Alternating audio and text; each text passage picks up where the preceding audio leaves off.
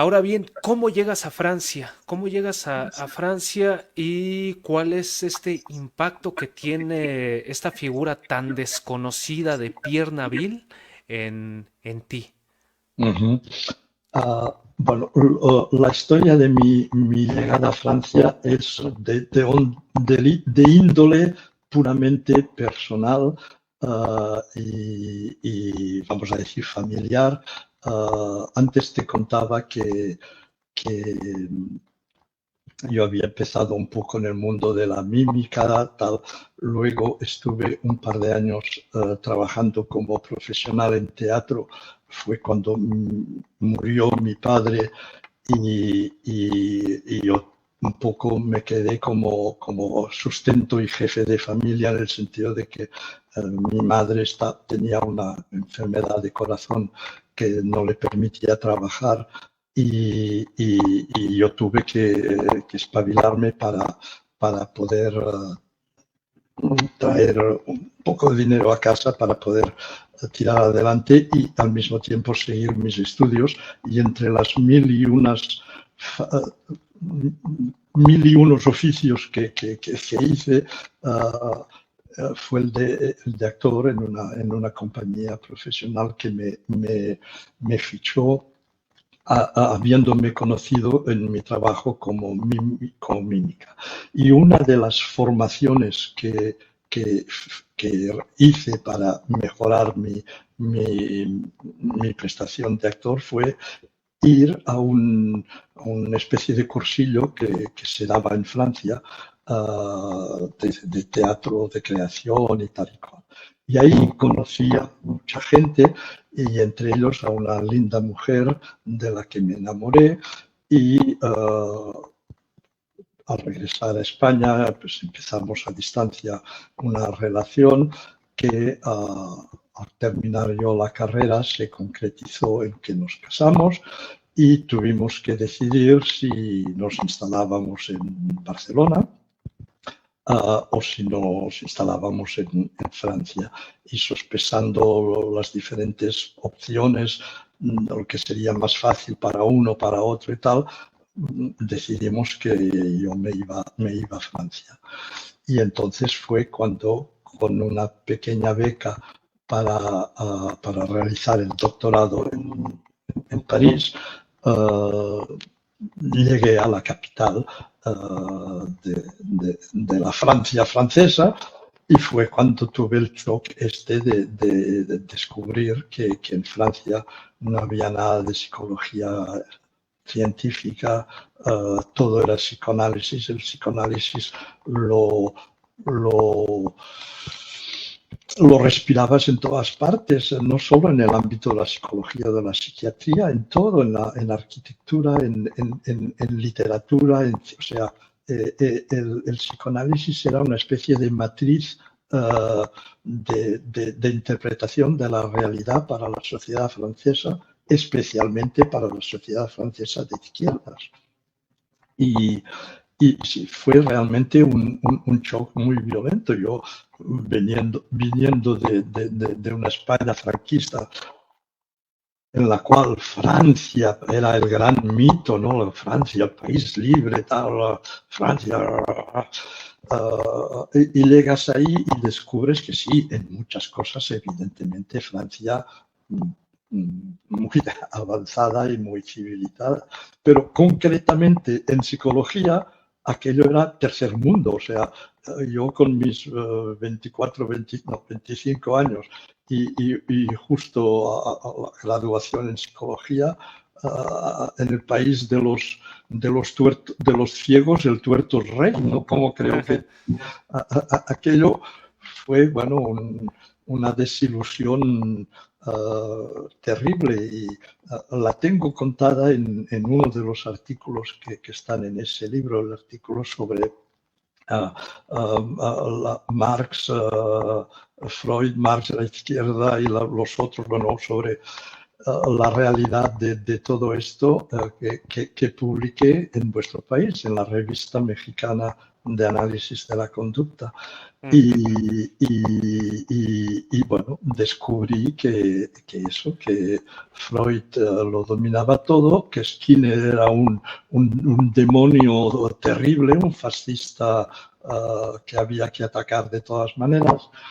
Y tuve la suerte de coincidir con un chileno, Alejandro Dorna, y su esposa, Fanny Mullman, que habían tenido que exilarse rapidísimamente cuando el golpe de Estado de Pinochet, porque eran gente, sobre todo él, Alejandro, muy comprometida políticamente en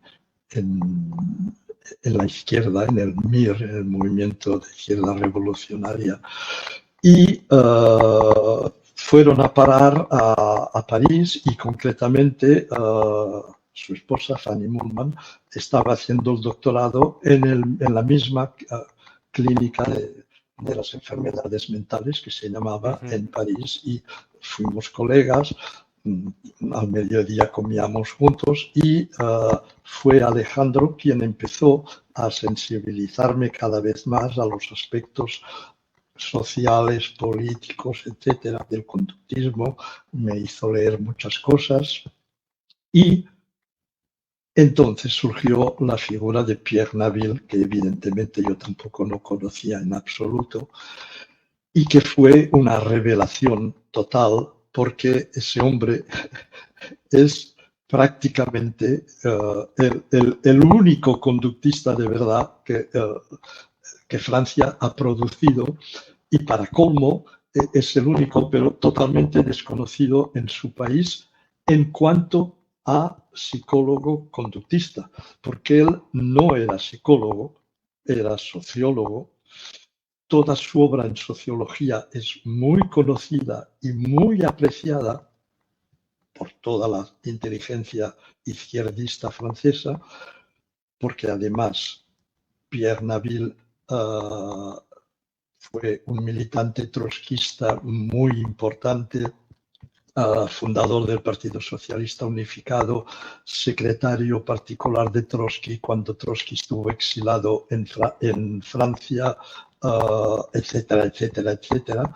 Un hombre que había participado a reuniones del Comintern en los primeros años de la Rusia soviética, conocía a todos los dirigentes de la revolución soviética. Yo recuerdo haber pasado tardes hablando con él y diciendo: mire, pues aquí donde está sentado usted, la semana pasada estaba la viuda de Zinoviev, de uno de esos grandes que vino a ver. Bueno, un personaje, ¿verdad? Y él era de un materialismo y de un marxismo a toda prueba, y en psicología defendía el conductismo watsoniano, que es el único que él conocía. No conocía a Skinner. Fui yo quien le hice leer a Skinner, pero él con el simple conductismo watsoniano ya tenía suficiente para tener claro que aquello es lo que la psicología debería ser y aquello es lo que es compatible con el marxismo, con el materialismo. Y de ahí su libro Psicología, Marxismo y Materialismo, que se publicó en Tridas, en México, que creo que está totalmente agotado, pero que recomiendo muy mucho porque es muy importante. Y ese Pierre Naville, la gente que le conocía esa tendencia, digamos, a defender la psicología conductista, se lo tomaba un poco como: bueno, mira, es un pequeño capricho, es un pequeño desvío, yo recuerdo un intelectual muy conocido en Francia que escribió un artículo diciendo: sí, ese hombre entró en el conductismo como otros entran en religión, ¿no? Así de una manera totalmente encegada, con mucho desprecio, ¿no? Con mucho paternalismo. Y bueno, con él tuvimos unas conversaciones apasionantes y había esa comunión de ideas. Por fin yo encontraba a alguien de izquierdas, marxista y conductista. Y se creó una gran, uh, no solo amistad, sino, ahora no me sale la palabra en castellano, connivence, ¿cómo se dice eso? Bueno, confraternización no es esta la palabra, pero complicidad, sí, complicidad podría ser la palabra. Y Carnalismo, casi, casi, ¿eh? esto es lo que diría.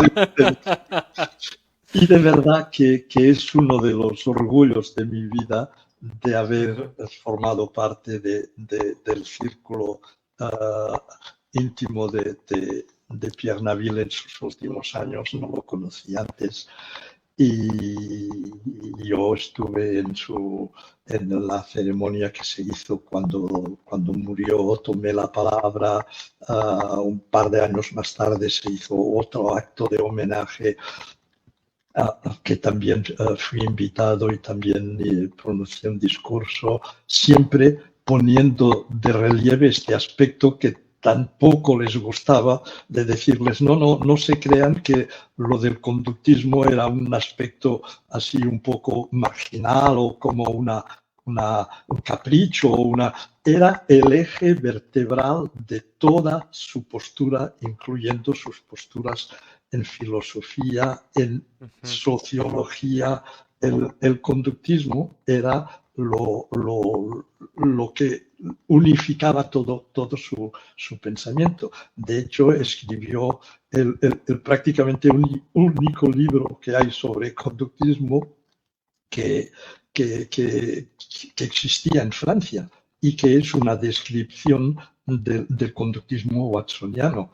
Que además tiene su historia este asunto, porque él me contaba que cuando él descubrió Watson, fue también una descubierta, un descubrimiento así brutal. Dijo, hombre, esto es impresionante, esto hay que publicarlo. Y resulta que esto ocurrió entre el 39 y el 45, es decir, durante la Segunda Guerra Mundial. Francia estaba ocupada por los alemanes y no se podía publicar, los alemanes prohibieron publicar libros de autores anglosajones, porque los anglosajones eran recientes, es decir, se podía publicar Shakespeare, por ejemplo, pero no se podía publicar Watson.